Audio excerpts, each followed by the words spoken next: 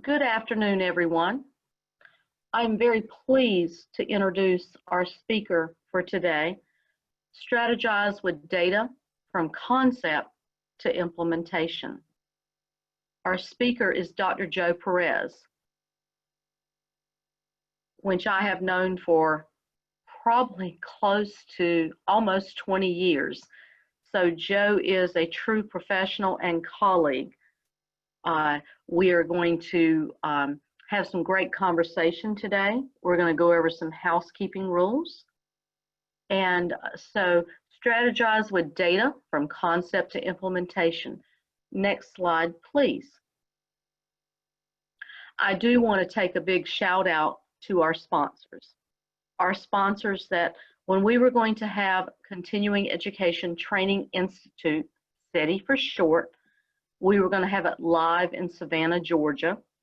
And for those of you who have been following us this week, you may or may not know that first thing Monday morning, we had Mayor Van Johnson from Savannah live because we want to keep the true spirit of where the venue was supposed to be.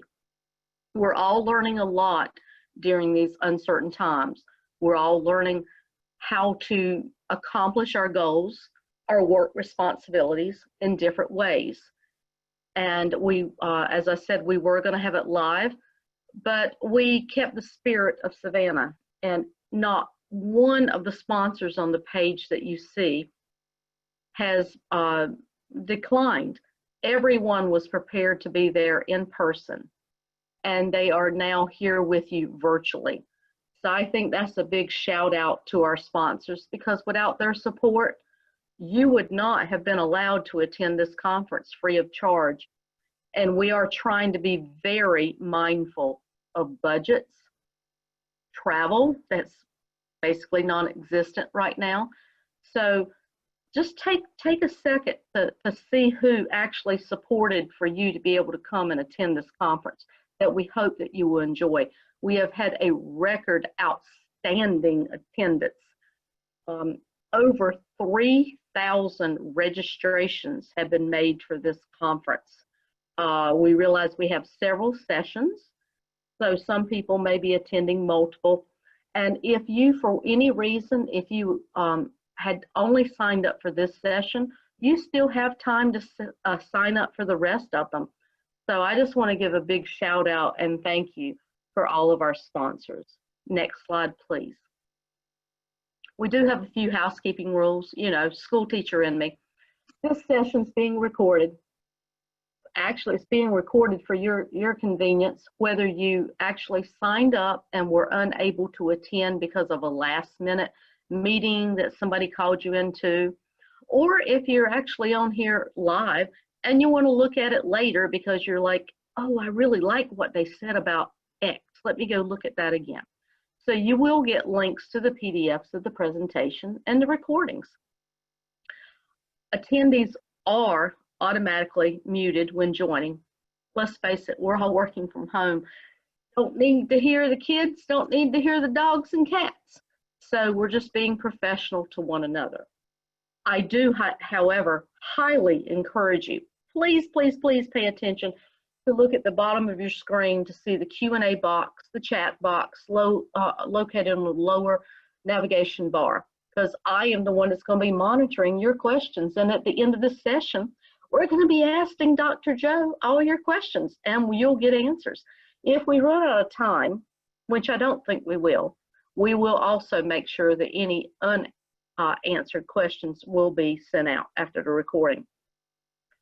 I will tell you the difference between going to a conference in person, to a hotel or wherever, and being able to sit beside your neighbor colleague and, you know, chat, hey, I'm so-and-so, who are you, where are you from, or going out to lunch with your buddies or new buddies or dinner, is that we don't have that opportunity here. So we've created a CETI alumni group on LinkedIn. I highly respectfully asked you all to join the CETI alumni group, hashtag CETI 2020. And you know, instead of just having a couple of days at a conference where you meet a new person, now you've got a group of individuals year long every day, if you have a question, you have a comment, you need some help, you got a whole family you can reach out to. And that's why we're creating the alumni group. Next slide. It is with my sincere pleasure to introduce my colleague, my friend that I've known for multiple years, and Joe is a wealth of knowledge. Dr. Joe currently serves as the Senior Systems Analyst and Team Lead at the North Carolina Department of Health and Human Services. He holds a doctorate in education, but you know, even though he has a doctorate, he has a wealth of education in life and spirit. He is a genuine good soul. He has minors in computer and theology. He has stayed active in the IT community as a much sought after resource, highly recommended conference speaker, I can vouch for that, data analysis, analytics, and visualization expert, and a specialist in efficiency and process improvement. It is with my great respect and honor to introduce Dr. Joe. So take it away, Joe. Very good. Thank you so much, Betty. What a kind and gracious introduction. I promise you, I did not give her any money to say all those nice things about me. And so pretty high bar for me to meet here and hopefully give you some information that'll be useful to you today. Again, I thank you so much for joining and want to make mention of this PDF. You should have received an email, excuse me, with this PDF attached. This is the fill-in-the-blank handout that will help you to keep up with the presentation online. The link to this handout is also in the chat box. So if you look in the chat, please, if you have not already had a chance to download the PDF, please do so. It'll come in handy because at the end of my presentation, before we get into the questions and answers that you might have, we're going to play a game. And I'll tell you more about that in just a few minutes. I'll just give you a hint. The more you pay attention to this game, or excuse me, to the things that you hear today, the better chances that you'll have of winning this particular competition. So keep your wits about you and see if you can download that if you haven't already done so. All right, well, let's jump right in. On May 25th, 1961, President John F. Kennedy, in an address to the U.S. Congress, issued a challenge to the entire country when he said this: "I believe that this nation should commit itself to achieving the goal before this decade is out of landing a man on the moon and returning him safely to Earth." This coming July marks 51 years from the day America met that challenge. But you know what? They could not have done it without having actionable data. I mean, there were innumerable logistical issues to tackle. For instance, timing the launch when the relative positions of Earth and Moon were optimal, choosing a landing site that met all the right conditions, supplying the needs of the astronauts, calculating fuel consumption parameters, figuring out how to get them there safely, and more importantly, bring them home safely. Who wants to be stuck on the moon, right? You know, the list just goes on and on and on. Remember, there were no microprocessors, right? I mean, the microprocessor would not even be invented until 1971. So the technology needed to conquer these insurmountable obstacles you see on your screen here and more, you know, they just didn't exist. I mean, it's not like they could Google anything because the internet hadn't been invented yet either. They just had to make all this stuff up as they went. All right, all of this exponentially increased the value of having actionable data during the Apollo program to give NASA the insight that they needed to answer those incessant questions, meet those challenges, and make those tough decisions. As far as the challenge is concerned, technically, I think they exceeded it, didn't they?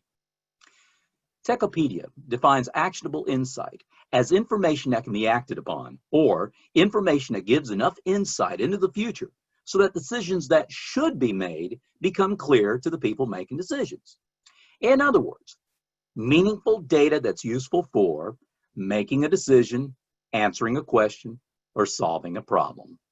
Remember those three characteristics of actionable data, because I guarantee you, you will see them again. It distinguishes data that can improve things from data that serves as nothing more than fancy window dressing or interesting trivia. But in any data visualization journey, you have to start somewhere, right? Okay, you have an idea or concept in mind, and then you have as your end goal a completed visualization consisting of one or more graphs. Now, how do you get from concept to reality? I'd like to think of this data visualization journey of ours as a spectrum, along which I'm going to suggest several stages, specifically 5, for best practices in getting from the concept on the left of your screen all the way to the completed visualization on the right of your screen. Okay? These 5 stages are conception, inception, perception, inspection, and direction. Again, I ask you to remember those 5 stages because, well, you'll see them again as well. Now, the way I've laid these stages across the screen here, you might assume that my intent is for them to occur one after the other. Well, I suppose that's so, but they can also occur concurrently, even overlapping. But in any case, we need to look at these in the light of a strategy that's comprehensive and with a positive mindset.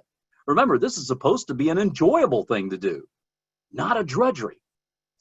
And keep in mind that before your concept can become reality, it needs to be visualized and it must stand up to scrutiny. All right, let's jump in. First stage, conception. You have to start the race somewhere.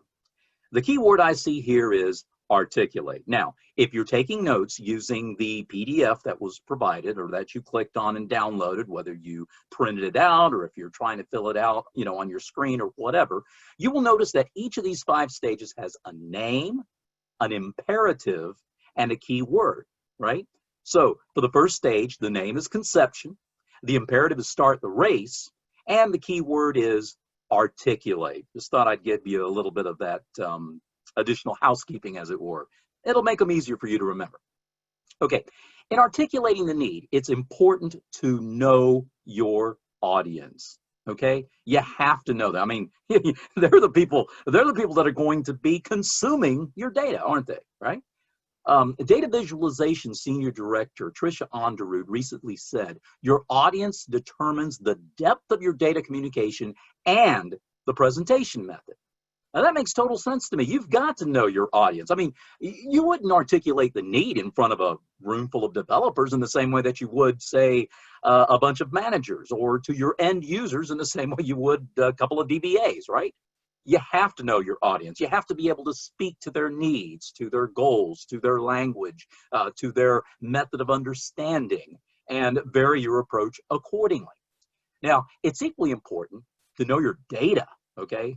That's a given, because see, articulating your data, well, hey, that's where your concept or idea is first conceived. Now, the most important thing to be articulated is the purpose for your data. That is to say, what are you trying to show? Are you showing comparison, distribution, composition, or relationship? Well, the answer to that is going to determine which graphic is the best type given the situation. And that's going to lead you into additional questions that will guide you along the way, helping you to refine your approach. Think of it as sort of like a hierarchy. Dr. Andrew Abella, a chairman of the Department of Business and Economics at the Catholic University of America in Washington, D.C., has come up with an amazing graphics tool that I believe masterfully articulates the need and sets the pace with these 4 categories that he's identified on that wheel you see on your screen. So let's dive in a little deeper, okay? As this slide builds out, consider each of these 4 characteristics, each of these 4 areas, all right? The first one, comparison. Start asking questions. If you're trying to show comparison, you should ask, well, am I comparing among items or over time, with the key being behavior? If I'm showing distribution, then the question becomes, well, among how many variables is this being distributed? Key here is dimension. If you're showing composition, then you should ask, well, does it change over time? or is it static over time? The key being structure. And finally, if you're showing relationship, the question becomes how many variables are being related to each other. Here, the key is class. And by class, I mean, what type of relationship do these variables have to each other, right? Is it linear, inverse, or is it direct squared? Now, here's a closer look at Abella's chart chooser cheat sheet. You get your tongue all tangled up saying that, right?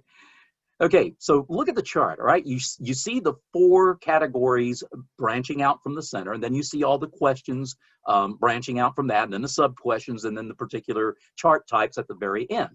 So we'll take composition as an example, okay? If you're showing composition, start asking questions. Is it static over time, or does it change over time? And if it changes over time, are you talking about many time periods or few time periods? If you're talking many time periods, well, are the differences relative, or are they relative and absolute? Okay, you see how questions lead to additional questions that again help you to refine your approach and guide you along the way as you proceed down the decision tree to come up with the right graph. Well, at least the one that's considered to be the best practice. All right, that's the stage of conception. Second stage, inception. Once you've started the race, here's where you need to make your case. Keyword, advocate. Make the case for expressing the concept visually. Folks, this is very powerful for a couple of reasons, suggested by Mike Parkinson. He's the chairman and CEO of Billion Dollar Graphics. He says we're affected by graphics in 2 ways, cognitively and emotionally. First of all, cognitively. Graphics speed up the way we think. Okay, and they enable us to remember what we've heard. They're like visual clues that we can use to unlock a deeper meaning and focus our understanding and attention so that it's more likely we'll remember what we've seen. For example, let's say that your proposal for a continuing education data center has been approved by your governing body, and you've helped raise a ton of money to get it built. During construction, you've become concerned about cost overruns. And of course, you're trying to pay attention to expense reports to see where the problem is. But the only problem is for you, you're drowning in numbers, right? I mean, you get so many of these expense reports, hundreds and hundreds of pages, thousands upon thousands of rows and columns. I mean, you're going to go through a bunch of ibuprofen before you can make heads or tail of it. Now, by contrast, a carefully chosen, properly configured set of graphs will, again, as we said, focus your attention and help you to zero in on where the problem is much more quickly. Secondly, we're also affected emotionally. Graphics improve our mindset and connect with our feelings. They stimulate our understanding and our imagination by stimulating different parts of the brain, enabling us to more clearly remember what's being presented and allowing for a much fuller, a richer experience. So continuing with that same analogy, let's say that you are totally committed to eradicating illiteracy among economically disadvantaged children in your state. And you've been working with the National Science Foundation, the Reading Rainbow, and however many other organizations that you have to design very accurate and very effective reading programs for these kids.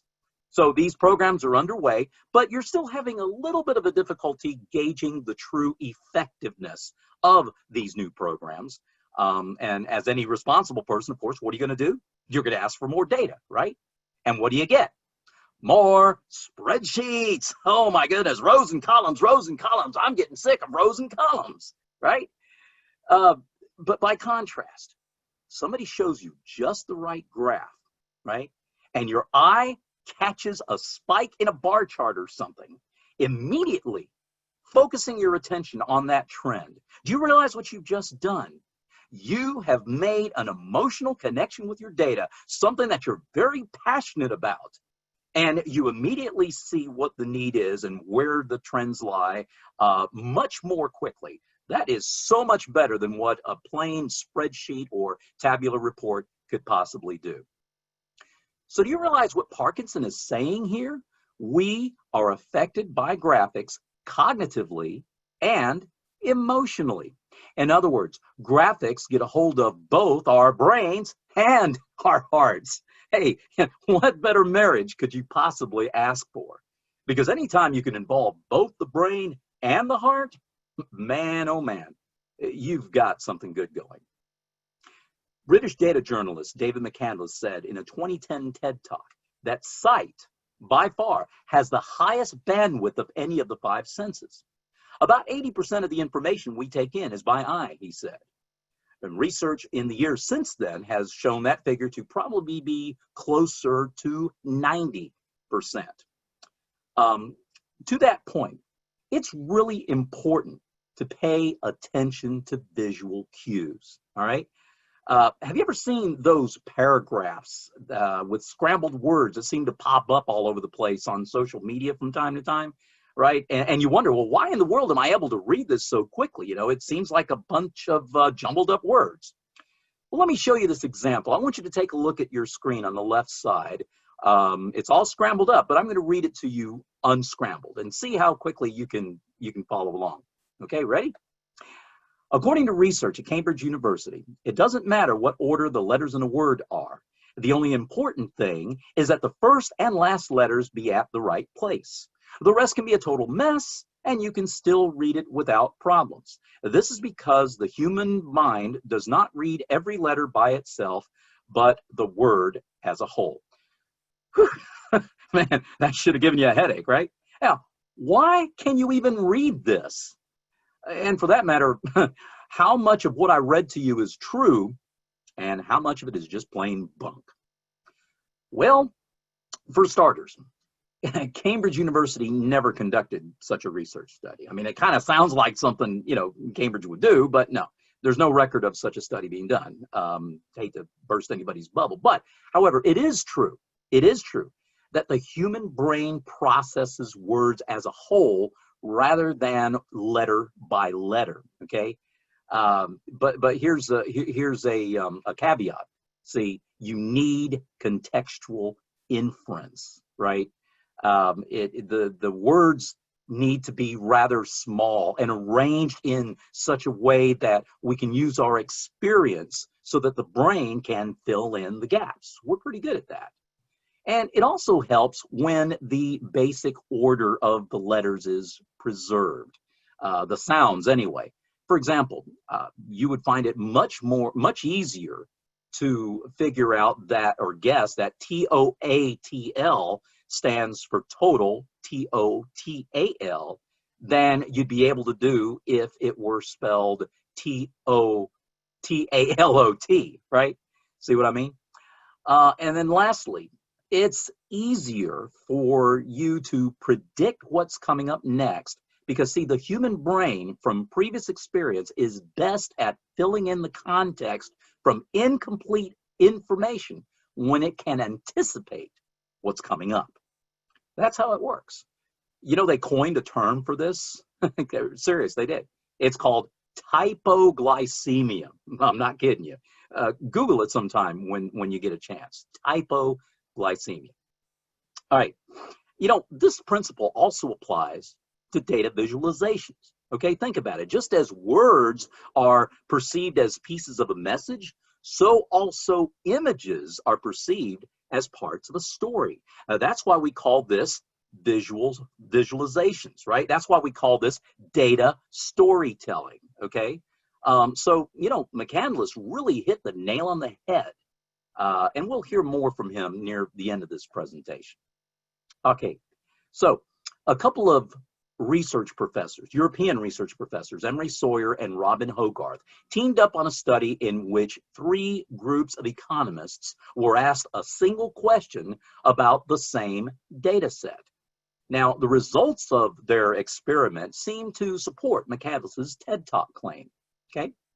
The first group of economists was given the data and a statistical analysis of that data. Now remember, they only had one job here, just one question to answer. And believe it or not, 72% of that first group of economists could not get the answer right. A second group was given the data and the analysis, and one more thing, they were given a graph. Now, do y'all think maybe that second group did better than the first group? Yeah? Okay, good. I see you nodding your heads. No, I cannot see you nodding your heads. I'm joking here. Okay, so you're right. They did do better than the first group, but not by much. 61% of the second group weren't able to get the answer right. A third group was given only a graph. Okay, no data, no analysis, nothing, right? Just the graph. And only 3% of them got the answer wrong. You know what? This certainly makes the case for visual representation of data. And I do believe that it's something that we should advocate. All right? That's the stage of inception. So, what have we done so far? Well, you've started the race and you've made your case. Now, let's motivate the base by asking people if they can be educated. That's the key word, educate. Folks, we're not going to get very far in this data visualization project or any other project if the key stakeholders or if your target audience is not on board. So it's up to us to educate them so that they can see they've got some skin in this game. See, they're not going to take ownership or provide the necessary backing financially or otherwise if they can't see what's in it for them, or if they don't understand what you're trying to present, or if the data visualization does not help them to make a decision, answer a question, or solve a problem. I told you you'd see those again. So how do we go about doing this? By understanding and sticking to certain basic concepts. The fundamentals, right? The foundational concepts. When a basketball coach is concerned about the way his players are not making free throws, he's not going to launch into a complicated explanation of the physics of the basketball, the angle of approach and all that kind of stuff. No. He's going to make them go back to the basics. He's going to tell those guys, hey, you guys are going to keep shooting free throws until either you drop or you start making more free throws, right?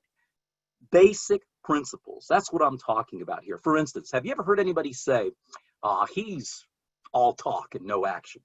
Or she's all fluff and no substance? Or this project is nothing but form without function?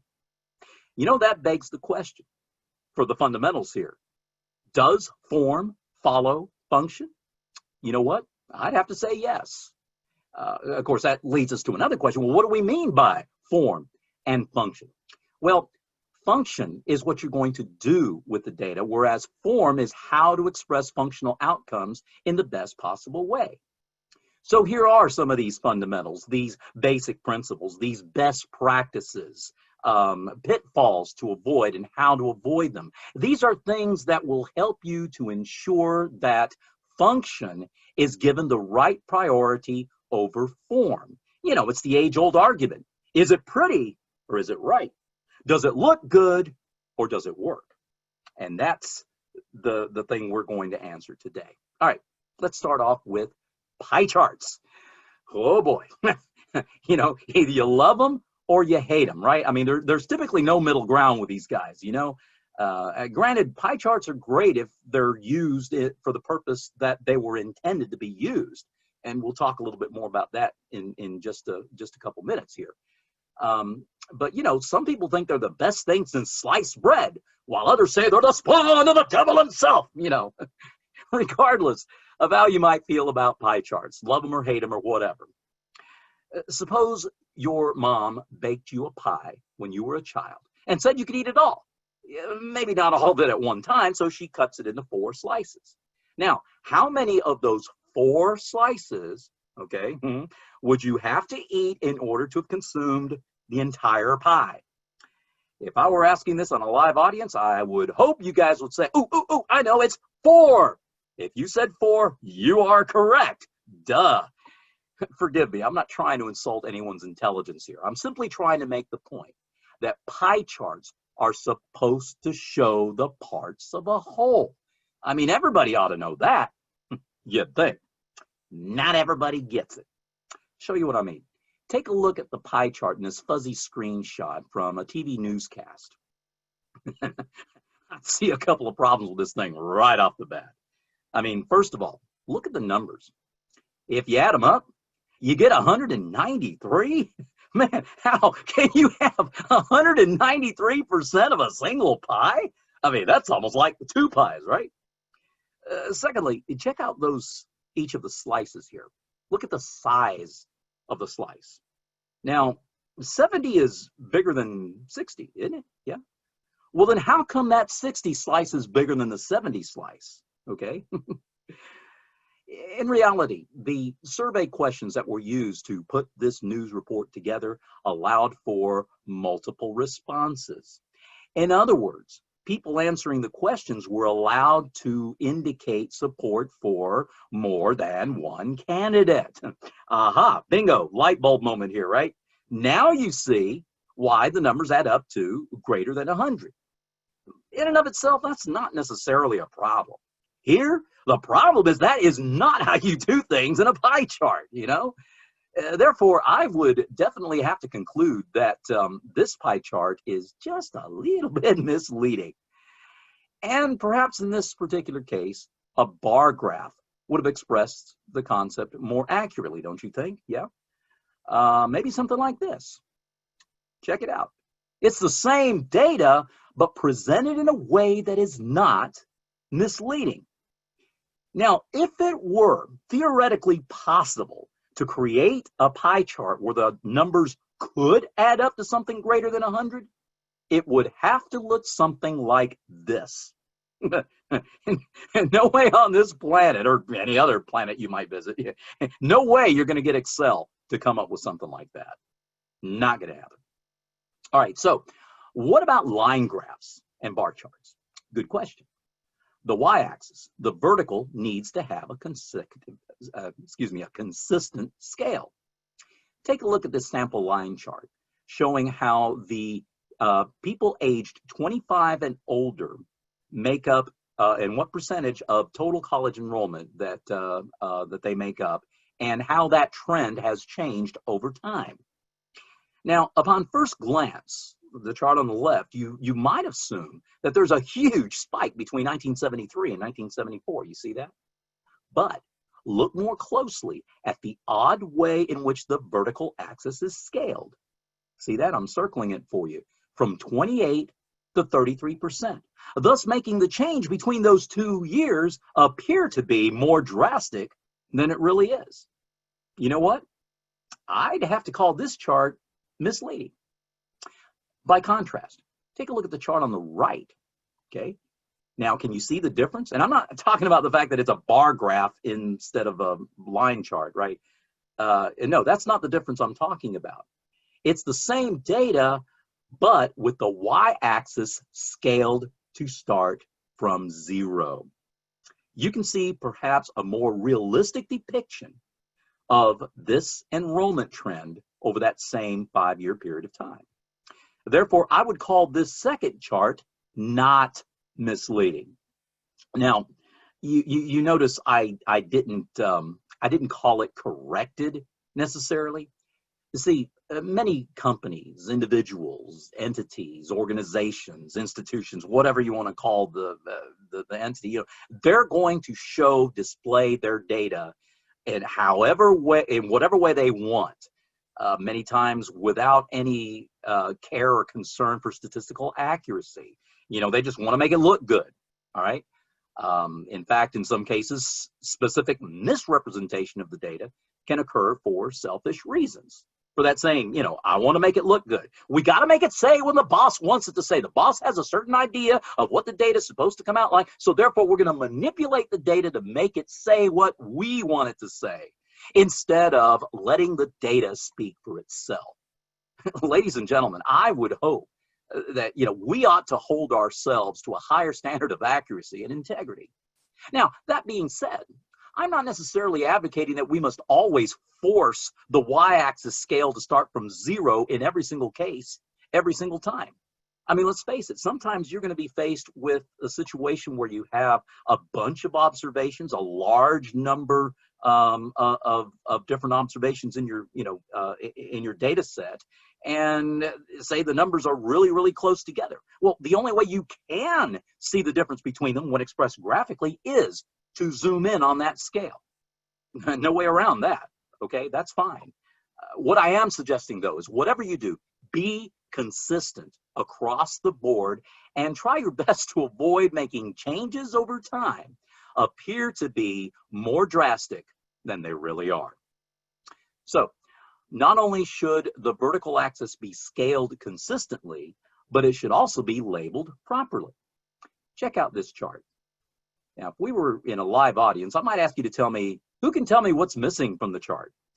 And I can tell you're already dying to tell me, I know, there's no label on the y-axis. Bingo, winner, winner, chicken dinner. Yeah, you're right. The y-axis has no label. And it is an altruism. It may not always be true, but a graph that doesn't have a label on the vertical axis can be misleading. That's not always the case. I mean, you know, we're encouraged to adopt a more minimalist approach and not label everything in sight, you know, over labeling, right, and make the thing be so cluttered. We'll talk about that in just a moment. And that's fine. I agree with that. But for this chart in particular, the absence of the y-axis is misleading. Show you what I mean. Take a look at that last bar, you know, the one on the right, the yellow one, or orange, or I don't know, whatever color that is, orangish color. And compare it with the first one on the left. Now, doesn't that look to be maybe 4 or 5 times bigger than that first one on the left? Yeah. However, the last time I checked, 2062 is not 4 or 5 times bigger than 1371, you know? I mean, it's not even double. Therefore, I'd have to call this chart at least a little bit misleading. Okay, here's some other practices that influence perception.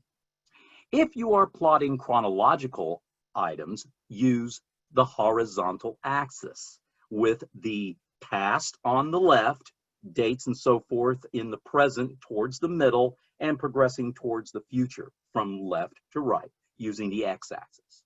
If you're plotting things that are quantities, use the vertical axis, the y, with the smaller numbers at the bottom and the bigger numbers at the top.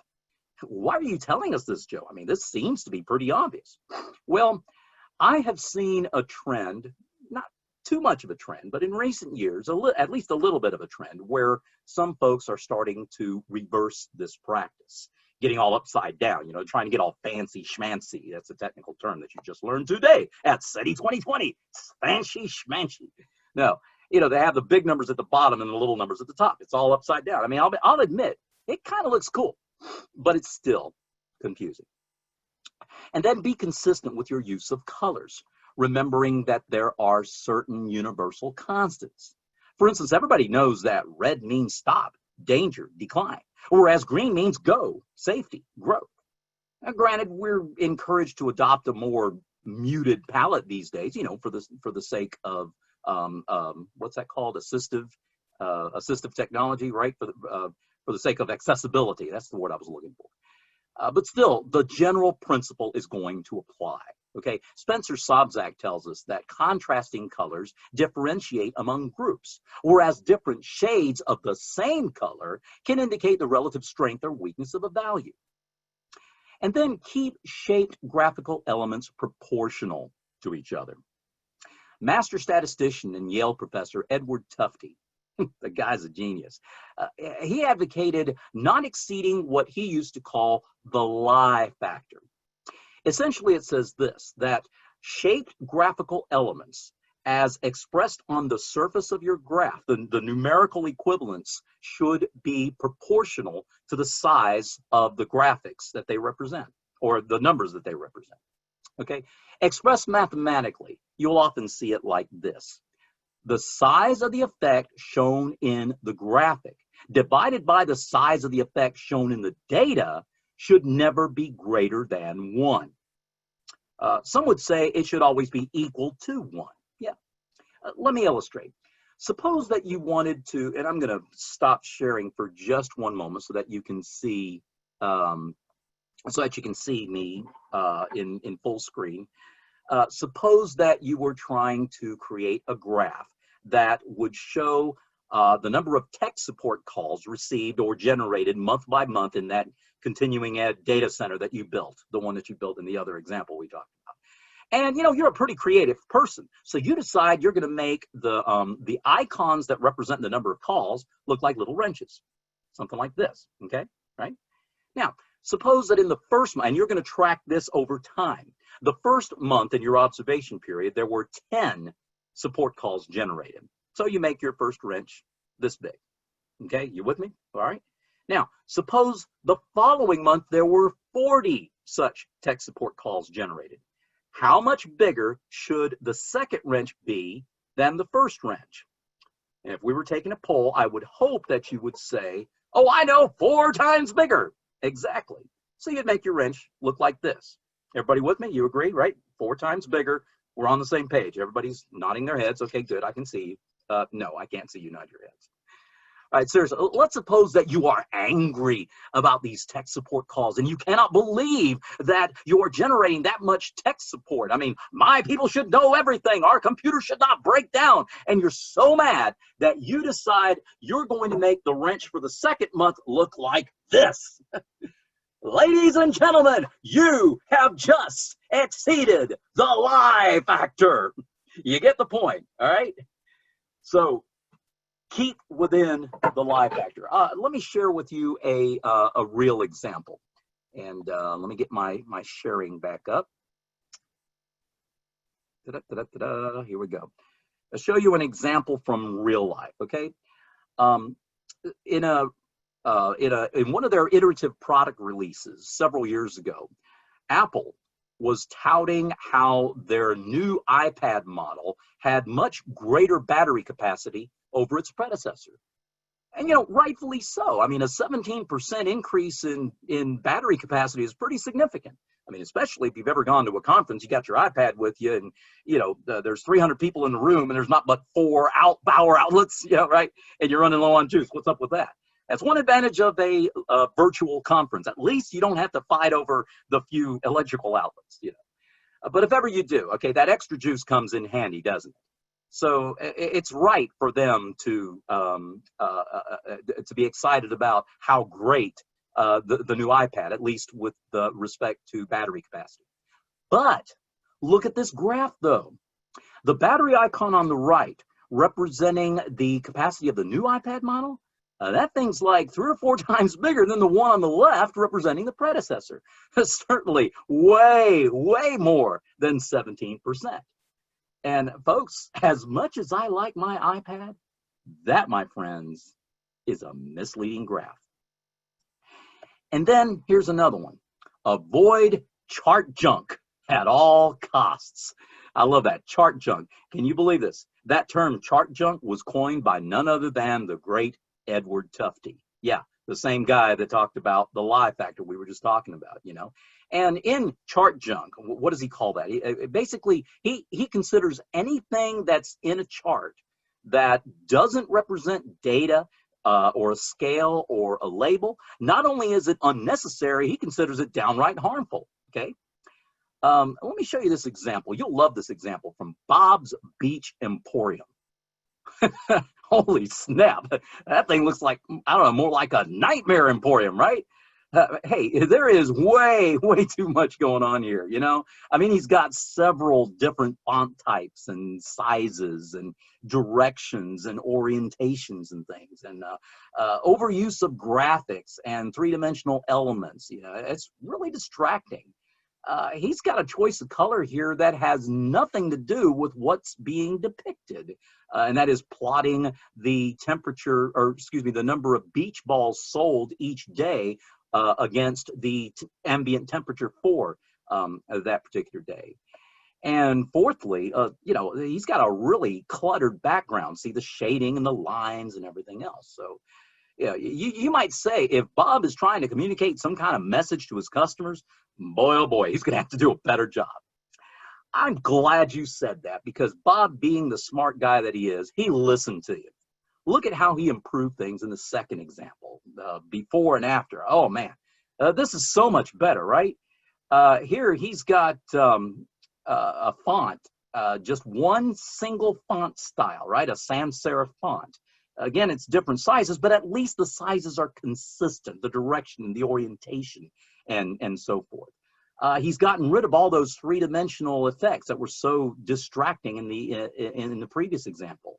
And look at the bar colors. You know, they're similar shades that increase in intensity based on the temperature for that day, right? The redder the bar, the higher the temperature and so forth. You can see that instantly just by looking at it.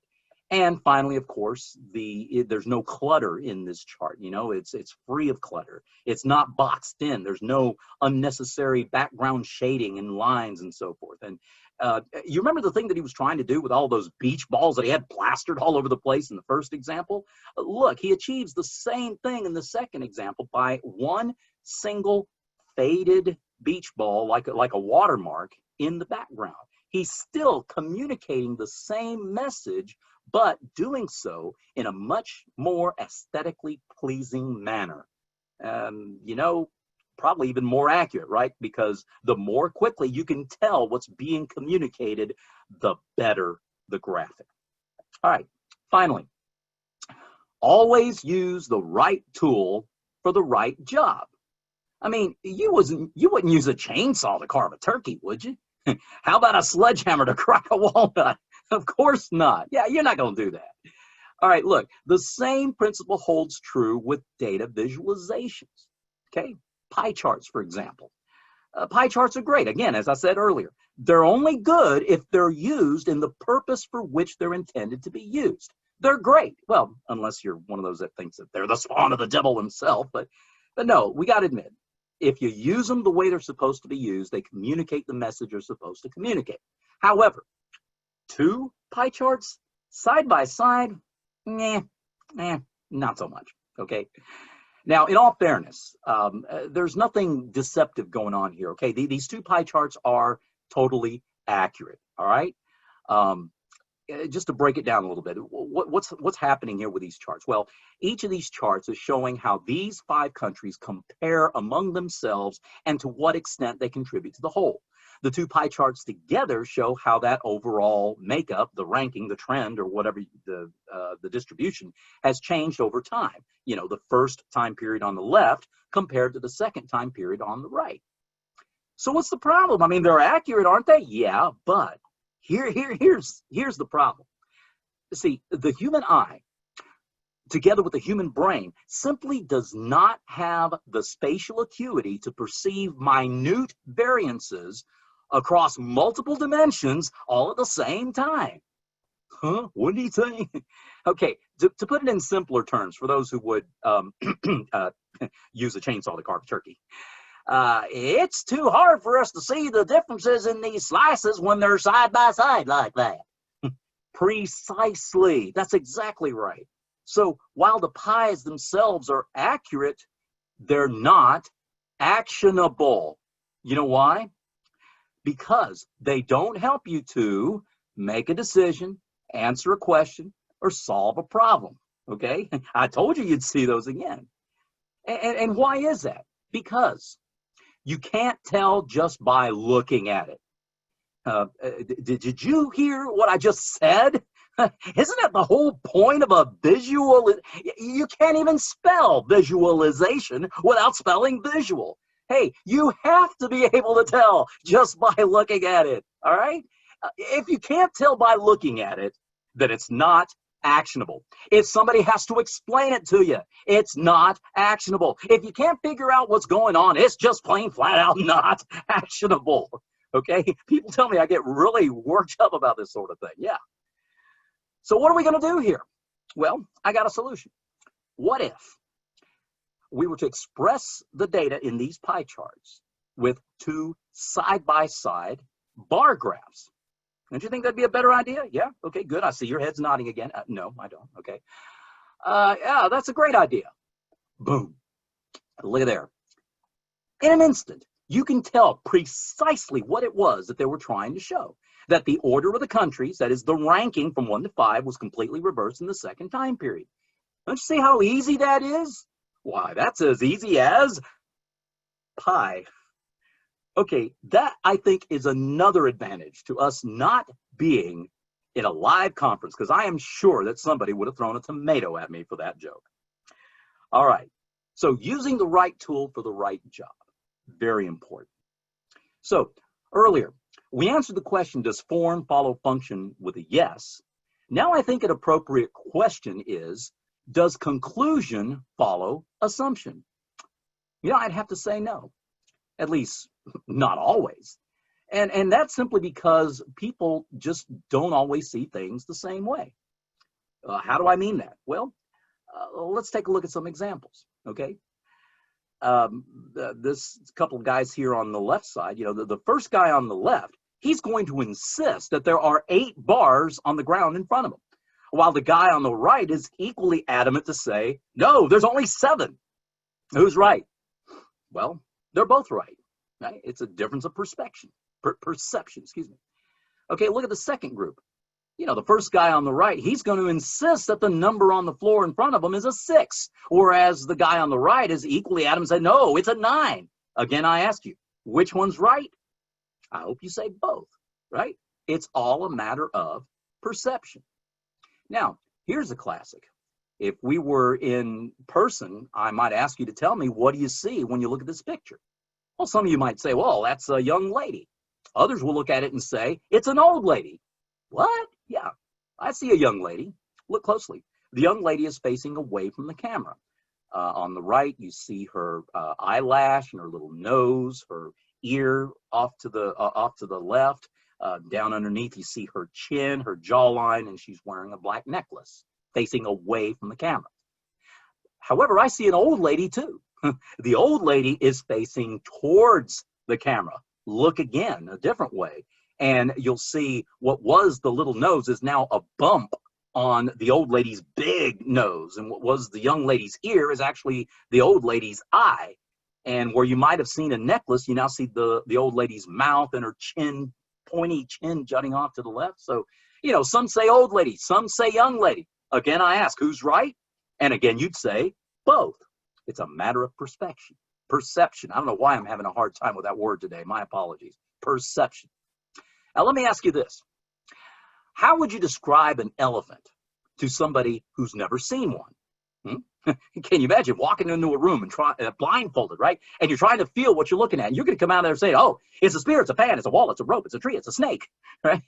Okay. And that's because different people see things in different ways.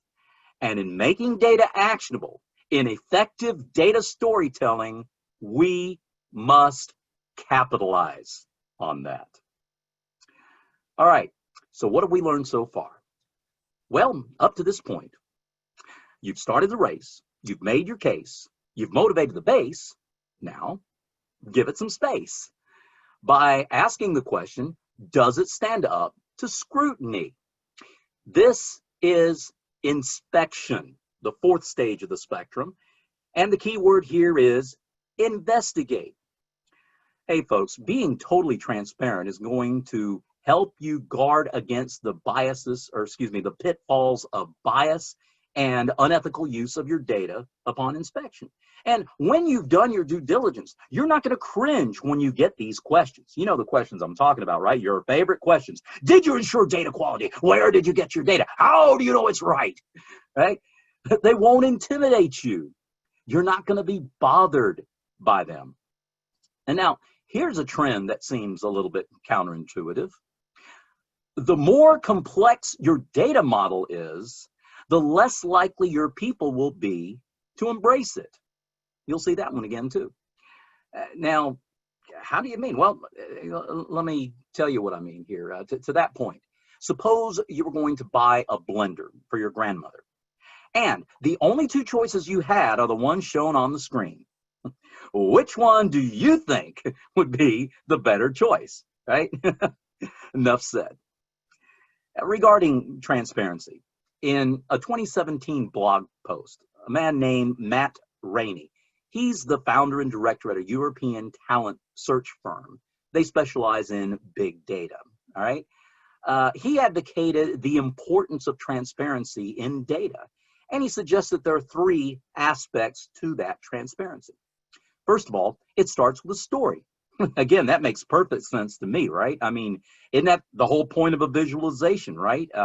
What better way to make sense out of an unintelligible mass of numbers than to put them into a story? That's why we call it data storytelling. And like I said earlier in the presentation, the stakeholders and the key audience or whatever, the fact that they understand their data is going to facilitate their ability to take ownership and also to be able to explain it to anybody who needs to know. That ownership is very important, especially if you're trying to maintain transparency. And then let's be sure the data is shown exactly for what it is, okay? Warts, wrinkles, blemishes, and all. No manipulation allowed, all right? Correct, honest decisions can only come, and correct, honest, and accurate conclusions can only come as a result of correct, honest, unmanipulated, unadulterated, pure data. And lastly, the transparency is all about trust, Rainey says. Aren't you more inclined to believe what you can trust, right? I love the way Rainey put it here. Look at this quote. When the business learns to trust the numbers, they have a solid foundation for making the best decisions and subsequent growth. Transparency, very important. All right, as we consider giving it some space, as we consider the transparency, as we consider and investigate and let our data stand up to scrutiny here, stand up to inspection, investigation, it's important to understand the difference between impact and influence. This is real important. You say, well, I thought impact and influence were the same thing. Well, no, I see a difference between them. Impact is typically recognized as an effect brought on by outside forces that tend to push on your status quo. In a recent Harvard Business Review study, it was found that almost 85% of a company's performance depends upon outside factors. A funny thing about it is, the majority of people in these companies don't even have a clue about which factors are being affected and how. By contrast, those who identify these factors are pushed into acting upon them. That's impact. Secondly, there's influence. Influence is generally known to be the power to affect from internal factors that tend to pull on your status quo. See the difference? Impact is external, tends to push. Influence is internal, tends to pull. These are things that your own organization can control. I'm talking about things like the way your data is organized and structured, when and how you're going to pull it into your data warehouse, and also the general climate in your organizational culture. Okay? See, doing this is going to pull your strategy in the right direction from the inside. To put it bluntly, as I alluded to near the beginning of this presentation, your idea must be visualized, then scrutinized before it can be realized. In other words, if you've given it some space and it can stand up to inspection, you, my friend, are well on your way to turning your concept into a reality with actionable data. Okay, that said, I believe that we can measure success in this area by capitalizing on the knowledge that you've gained to turn these ideas into reality by combining both impact and influence, leveraging them together into a cohesive game plan, a solid game plan that's going to not only meet short-term needs, but it'll also provide long-term benefit. And why is that? Well, because look at the chart as it's built on your screen on the right side. By this point, you will have learned to take your data, differentiate it to come up with information, see the connections to derive knowledge, determine the meaningful connections to derive insight, find the best paths between them for wisdom, and boom. At that point, you have impact, and you will most certainly generate influence. Okay, so After having started the race, you've made your case, you've motivated the base, and you've given it some space, we now come to the fifth and final stage of the spectrum, direction. It's time to put it into place. Key word here is effectuate. Hey, folks, you're the catalyst, okay? You're the one who has gone through the stages. You're the one who has asked the right questions, done your due diligence, scrubbed your data, chosen the right visualizations, ensured data validity and integrity. So what's your implementation plan? How do you put it into place? What's your direction here? I see this implementation cycle as a fourfold iterative process. You start off by deploying your solution using all the organizational methodologies and practices and principles that you already have in place. And then as your stakeholders start using your solution, they'll discover issues. And believe you me, they will discover issues. I mean, they may call them issues, they may call them defects, they may call them problems, but mark my words, you will discover issues. And then you analyze these issues and discern the right action that you're going to have to take to address these issues. Then you start developing the remediation for these issues. And what happens at that point? Well, the cycle starts all over again. Deploy, discover, discern, and develop. And hopefully, you will improve upon your solution with each iterative cycle. That, my friends, is an effective direction because it leads to progress. Now, that said, where do you start? Okay, how do you know that you have given your data, your project, your data storytelling project, the right direction? How do you know that you've truly put it into place? Well, remember David McCandless, the guy who talked about the senses and so forth? We talked about earlier with visual information that we receive. Well, the guy's brilliant. I mean, he came up with an amazing visualization that I believe answers this question very nicely. He came up with this four-way variation of a Venn diagram. You say, that's not a Venn diagram. Venn diagram is three circles that intersect. Okay, I said variation on a Venn diagram. Doesn't always have to be three circles. Okay, this graphic is supposed to visualize the four elements. You need to know this now. The four elements that McCandless believes are necessary for successful data storytelling, for a good visualization, the way he put it. By good, he means one that works, okay? All four elements in his graphic, information, story, goal, and form, are essential. I'll show you what I mean. Two scenarios. Okay, if you only have two of these, well, you're going to get something that's more like a prototype, that's kind of sketchy, all right? And that's okay if you're at an early stage. With three of them, the end result, McCandless says, is strangely lacking. Okay, for example, let's see how if you combine information, form, and goal without story, you're going to get something that's boring, okay? Something that simply looks good. It might even look great, but it isn't all that interesting, okay? See, with no story, it's totally irrelevant, and you might as well put an X through that boring. Now, here's a second scenario in the same way. Let's say that you combine information, form, and story this time without considering your goal. And of course, that would include functionality, right? You're going to get something that is useless. That is, it'll sound great, and it might even look better than the first one, but you know what? It's not going to be actionable. You know why? Because it won't help you to make a decision, answer a question, or solve a problem. Again, I told you you'd see these again. So, by contrast, if somehow you can manage to pull in all four of these elements, information, story, goal, and form, okay, you are going to get a successful visualization. It's not going to be boring. It's not going to be useless, okay? It is going to help make a decision, answer a question, and solve a problem.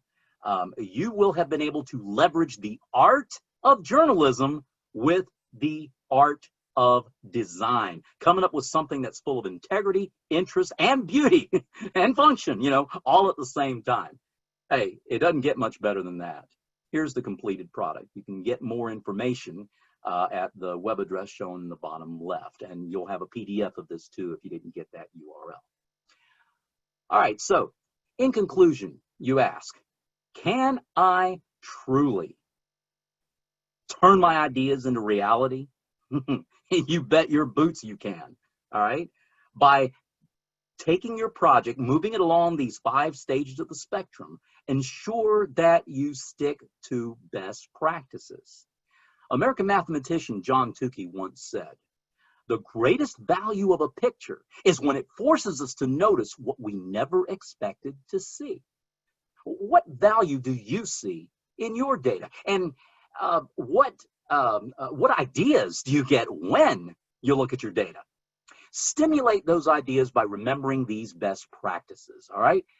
That graphs and data visualizations are only as good as the data they portray. They should never be any more complex than the data they portray, and they should never paint a distorted picture of the values they portray. Don't forget Tufte's lie factor, right? And never let the size of the effect shown in the graphic be greater than the size of the effect shown in the data. All right, one last review and summary. Stages of the spectrum, one last time. First stage, conception, start the race. Second stage, inception, make the case. Third stage, perception, motivate the base. Fourth stage, inspection, give it some space. And fifth stage, direction, put it into place. You remember Spencer Sobczak, data visualization guru and amazing person all around. Spencer Sobczak said this. I love this quote. Data storytelling is both an art and a science. Our data visualizations are the most powerful when they find this balance. Hey folks, I am totally convinced that if you articulate, advocate, educate, and investigate with your data, you should be able to effectuate a viable solution. Ladies and gentlemen, with actionable data, NASA exceeded President Kennedy's monumental challenge more than 50 years ago when they sent astronauts to the moon successfully and managed to bring them home safely. But you know what? Again, they could not do it without actionable data. And you know what else? They repeated it 5 more times over the next 3 years. So remember that data is actionable only when it does what 3 things, you remember? It helps you to make a decision, answer a question, or solve a problem. Hey folks, what can you do with your data? Well, you may not be putting a man on the moon, but you can certainly put the heat on your competition. I believe that with enough drive and vision, you can get yourself from today to tomorrow before it becomes yesterday and you are left behind holding the bag. Who wants that? Not this guy. So I leave you with some parting advice from my good friend Bob. Remember Bob from Bob's baseball, can't talk today, Bob's Beach Ball Emporium. Some advice from Bob. Ready? There once was a man named Bob, whose boss was a bit of a slob. He made a nice graph, but didn't do the math, so he found himself out of a job. So what's the advice here? Hey, don't be like Bob. Turn your ideas into reality by making data actionable. I appreciate y'all listening to the presentation. And now before we get into the question, let the games begin. All right. I'm going to send you, and forgive me, I need to get my URL out so I know where this thing is. The first 50 people, okay, we're going to give you an opportunity to show how much you learned during this session, okay? And before we get into the questions and answers that you have, because I'm sure there'll be a bunch of them that Betty will be fielding and giving to me, I'd like to invite you to play a game in which you'll be competing against each other. Now, in just a moment, I'm going to share a web address with all of you in the chat box, and I'll give you some simple instructions, the last of which will be to enter your name. While the game progresses, There'll be a leaderboard that's going to show you how well you're faring against the others. Here's the catch now. The first 50 who click the join button at the end of the instructions will be able to play. As for the rest of you, don't be disappointed. It's all right. Don't feel bad if you're not in that first group of 50. You know, you'll get to sit back and enjoy the game. And at the same time, I'd also encourage you to type your questions. If you have other questions that you haven't thought of yet, go ahead and type them into the Q&A box in your Zoom conference window. And we'll go through as many of these as time permits after the game. Now remember, all of your questions are important to us, okay? They're all going to get answered. If time runs out, the CETI leadership is going to ensure that I get these questions. I'll be sure I will answer every single one of them. And then those answers are going to be emailed out to all attendees, as Betty was saying earlier, when we send the other PDF materials from my session. Okay, y'all ready to rumble? Let's play. Make the right choice. All right, I'm going to put the URL into the chat box. Let me find the chat. Here's more. Okay, please forgive me. Having a hard time getting to the chat window. Joe, go to the bottom of your screen, perhaps, and see chat. Yeah, mine is at the top. I just see. Okay. I see Q&A. Let's see. Mute, stop video, participants Q&A, new share, pause share, remote control, more, chat. Oh my goodness, I'm so sorry. Okay, here we go. Found it. My apologies, folks. I'm supposed to be a technology expert, but you know, sometimes things happen. All right, here's the URL. Ready? Go to myquiz.org/p/4000805. Okay, go ahead and go to that window. And while you're getting there, there's some instructions that you need to follow. All right. If you're prompted to accept cookies, please go ahead and do so. All right, you click the I accept the privacy policy checkbox. Once you do that, click the next button. It's going to ask if you're older than 16. We're going to assume that you're older than 16. Now, please, you do not have to worry. Don't let the thing, oh my gosh, I got to log in, I got to establish an account. No, no, no, no, no. You don't have to do any of that. All you have to do is simply type your name. And the only reason you type your name, if you want to type a nickname, that's fine, is so that you can keep track of where you are, you know, in the rankings. Now, not everybody can put Bubba. You know, if you got 50 Bubbas, you're not going to know which one's which. Bubba 1, 2, 3, 4, whatever. Okay? When you've done all that, click the join button. The first 50 of you to do that are in, and then you just wait for me to start the game. All right? So give me just a moment to get over to another window that I'll share with you. And I'll be reading the questions, so stand by.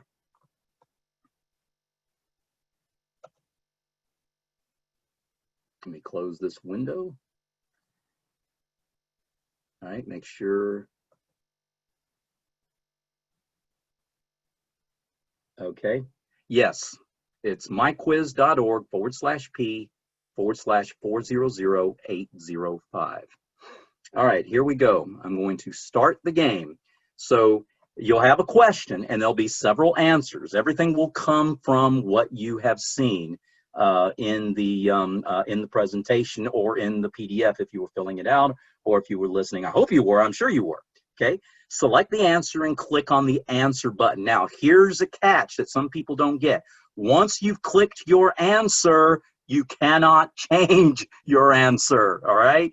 So, you know, take a little bit of time. Some questions will take more time to read through and think of than others. So don't worry, I've given you more time to answer those than others, okay? And at the end of the game, you know, you're going to see the leaderboard. And at the end, if there's a tie, whoever answers the last question the quickest will be declared the winner, okay? Let's go. I'm going to click Start Game. And in about 5 seconds, the play will begin. I will read the question. I will not answer the question. Here we go. First question. What are the 3 characteristics of actionable data? You have 15 seconds. 3 characteristics of actionable data. I said it several times. I hope you remembered. Woo! Bunch of people answering. Look at this. 2 seconds. Time's up. All right. The answer is make a decision, answer a question, and solve a problem. All right, 3/4 of you got it right. Very good. shows that, you know, if you clicked on the wrong one accidentally, that's okay, you'll catch up. All right, next question. What are the 4 categories shown in Abella's chart chooser? 15 seconds.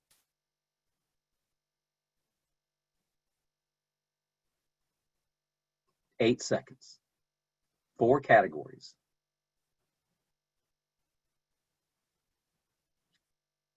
Okay. Time's up. Comparison, distribution, composition, and relationship. Woohoo! 2/3 of you got that one right. Okay.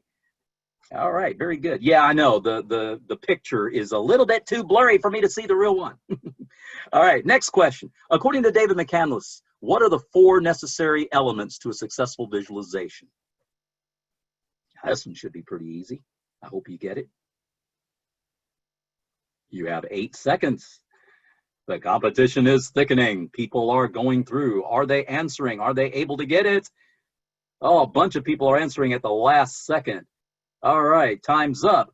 Yes!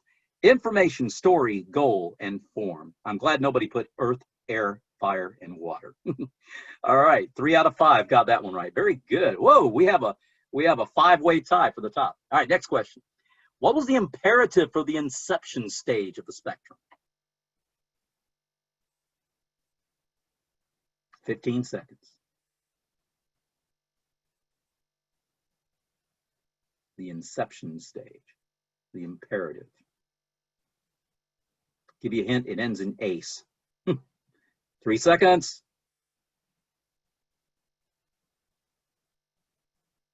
All right, time's up. Make your case. Woo! All right, about 3 out of 5 got that one right. So make your case or make the case. Either one is okay. I should have said it starts with the letter M instead of it ends in ace. Next question. True or false? Read carefully. According to the research at Cambridge University, it doesn't matter the order of the letters of the word are. To be readable by the average person, all that matters is that the first and last letters be in the right place. 10 seconds. You got a 50-50 chance of getting it right. 3 seconds. Hurry up, hurry up, hurry up, hurry up, hurry up. Woo! All right. Oh, Yolanda, you made it just in time. The answer is false. Even though the principle is correct, Cambridge University never conducted such a study. Sorry about that. It seems like a trick question, but I said read carefully. That usually by a teacher. Anytime a teacher, an instructor says, read this carefully, you know it's got to be false. I mean, it might be true because he might be trying to fool you. Next question. A best practice that influences perception in creating data visualizations is what? Make the right choice. Pick the best answer. 5 seconds. It's probably the easiest question. I hope everybody gets it. 1 second. Hurry up, hurry up, hurry up. All right. All of the above. Pick the best answer. Sorry, all of the above. They're all best practices.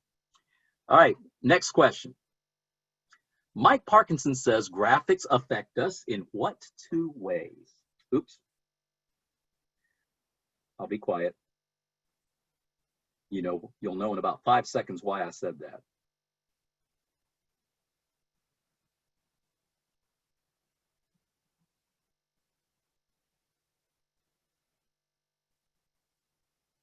All right, almost everybody got that one right. Both A and B. Yeah, I know. I almost gave it away when I said affect us in what 2 ways. And then I said, oops, I better be quiet. So I didn't mean to say that, but that's okay. It might help. All right, next question. Which of the following best describes the difference between impact and influence in data storytelling? You have a little bit of extra time because this one's a little harder. Refer to your notes if you took notes. Difference between impact and influence. 8 seconds.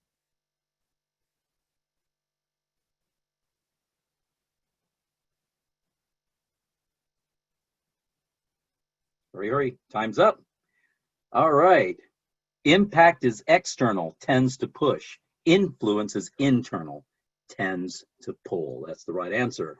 All right, Nancy is coming to the lead, closely followed by Virgie, Jamie, Stacy, and Maya. Next question. True or false? As data model complexity increases, customer confidence tends to decrease. True or false? 10 seconds. Should be relatively easy. I shouldn't say that. It may make you feel bad. 2 seconds. Hurry, hurry, hurry, hurry, hurry. Hurry, hurry. All right. The answer is true. 3/4 of you got that one right. As data model complexity increases, your people are less likely to adopt it. So their customer confidence decreases. Last question. Answer quickly. 4 steps of the fourfold implementation cycle in order.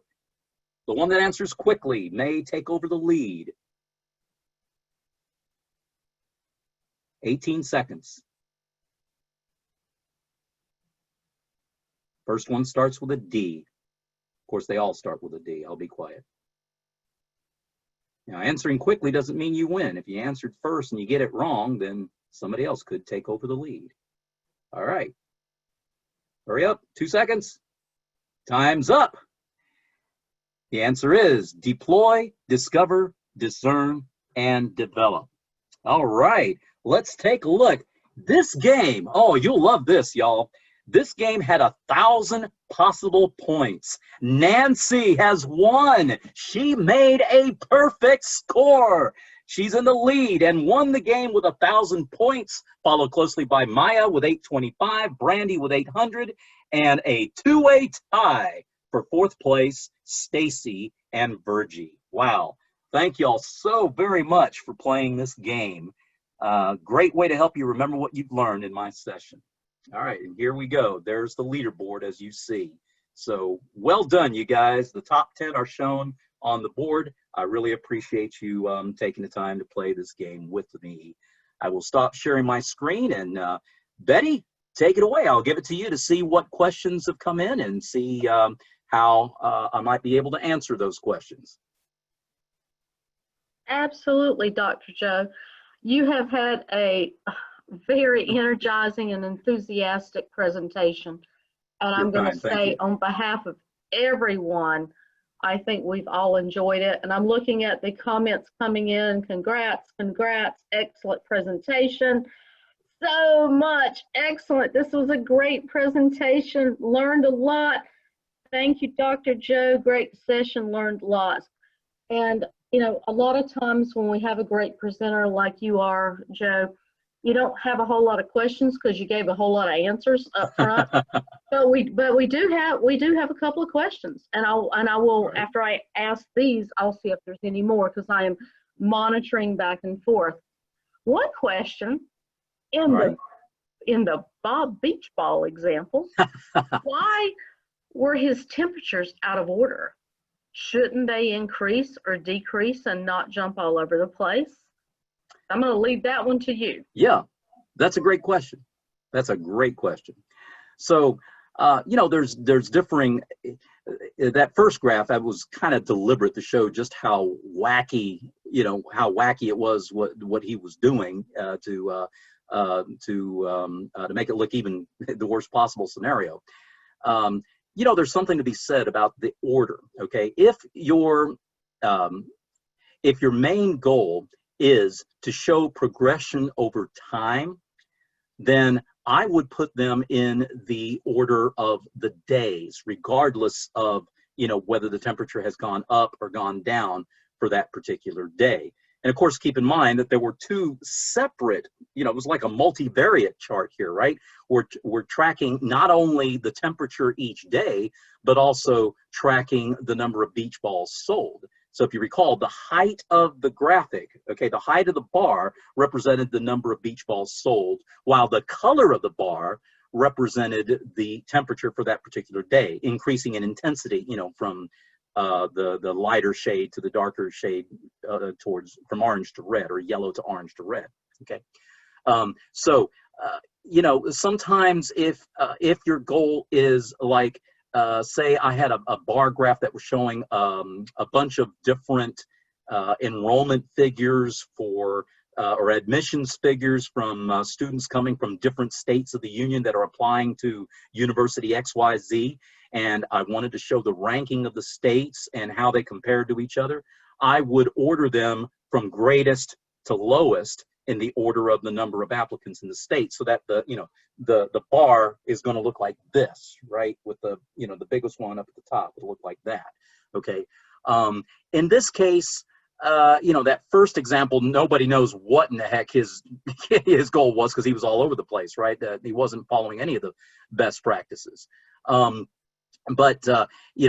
If you're showing something over time, then if that is the point of your graph, then you arrange it according to time. Monday, Tuesday, Wednesday, Thursday, Friday, whatever the case may be. The 5th of the month, 7, 8, 9, 10, 11, 12, whatever, in chronological order. And then you can see, the number of beach balls sold the graph going up and down, up and down. It doesn't necessarily have to be in that order, unless, of course, like I said, the point of your graph was the quantity of the beach balls rather than the time that's going by. So I give you the same answer that any technical person says, it depends. You're doing a great job, Joe. We do have another question, and we continue to have people in the chat box saying thank you. Most impactful presentation I've had the pleasure of attending. We do have another question. When Yes, ma'am. investigating, do you need to make sure that the data points being collected are feasible or have a chance of any viability before considering using that data? I would say abso-freaking-lutely. Oh yes, that is an excellent question. I mean, I'm passionate about that. You can tell I'm just I try not to be so calm and cool and collected. No, okay. Yeah, absolutely. You have to have your data. You see, if you've already got a feel for the data. Okay, I'll give you an example. When I worked at NC State, go Pack. I'm not going to show my allegiance, but go Pack. I worked at NC State for 25 Joe, you can do the little wolf pack Yeah, thing. all right. Yeah, go Pack. Right. Okay. 25 years at NC State. It kind of rubs off on you, even though my kids love UNC, but that's okay. I'll shut up about that. All right.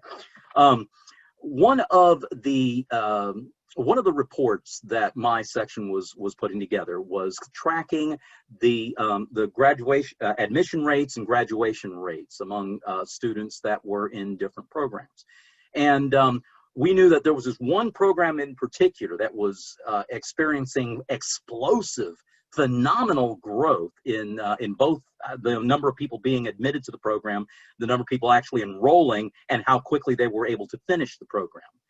But as we were putting the data together for a particular one of these reports, I saw a huge plunge in a number that I knew had been steadily going up, and all of a sudden there's this big, kink in the line. Okay, and I thought there's no way that can be right. And I went back to the data, and sure enough, the numbers matched what was in the graph. So I started scratching my head and thinking, well, what in the world is the problem? All right, so I dug even deeper and went back to the data source. Where are we getting this from? What is the underlying system that's providing the data? And it was then that I found where the problem was, okay? We were getting data from multiple systems at that time. Applications were coming from more than one source. And in that day, we used what we called curriculum codes that could be either 2 characters up to 4 characters of an alphabetic code that would represent the program into which the person was applying, okay? One code in particular had 2 characters in it, all right? And in the satellite system, it was coming across as 3 characters, okay? Their data point was not truncating the extra spaces at the end. And so this program, and I'll go ahead and say what it is, advanced analytics, was expressed with the letters AA. But coming from that satellite system, the code was coming in as AA space. So when joining the tables together, AA and AA space will not join. And so that's when I went back to the underlying procedure and said, okay, let's add a trim statement in here so that it doesn't matter. We're going to chop off or truncate, to use the technical term, we're going to chop off all the extra trailing blank spaces off of all of these codes so that we know we're comparing apples and apples. Thankfully, that was the only program that was affected. But again, it didn't pass the smell test. And I think that's what the questioner was getting at. You see something, it doesn't look right, you're not sure, you want to test its viability, you want to see, does it pass the smell test? It might delay your project just a little bit, but I'd rather have a slightly delayed project that's right with the data than a project that comes out way ahead of time that is rushed and has some stupid looking stuff that's going to damage your credibility. It's a whole lot easier to recover from a delayed project than it is to recover from a damaged credibility. Joe, you couldn't be more correct. I mean, data is king, and everything you're talking about is spot on. We are at 2:30. I want to thank you, Joe, personally and professionally, as my friend and my colleague. You rock. You did a great job, and I want to thank everybody that attended today's session, whether it was real time or later virtually. You'll learn a lot from all of our sessions by attending. You will get copies of all of the links, as we said at the beginning. I do want to remind anybody that may have time available and you may not have registered for our next session. That's starting in 30 minutes, 3 o'clock Eastern time. It is Learn IT Project Management, the 12 steps of, and it is retired Captain Bruce Cavey. He's with the North Carolina Community College Service. And if you enjoyed this session with Dr. Joe, step right up in 30 minutes and see the next one. It's been a fantastic week. I'm just going to close and say, from the bottom of my heart, it has been wonderful to see that as professionals and colleagues working at universities and community colleges, business and industry, that we have joined together. And we can join together virtually. And if we join the CETI alumni group, we've accomplished the same thing and more than if we were at person, in person at the hotel in Savannah. We can all figure out innovative, out-of-the-box ways to learn and share ideas and service the populations that we do where we live. So thank you all, and be proud of yourself. Pat yourself on the back. You've done a great job. Amen to that. Thank you so much for having me, Betty, and thank you all for listening this afternoon. I appreciate it, and hope you enjoy the rest of the conference. Absolutely. So, John, I'll leave it to you to take care of the end.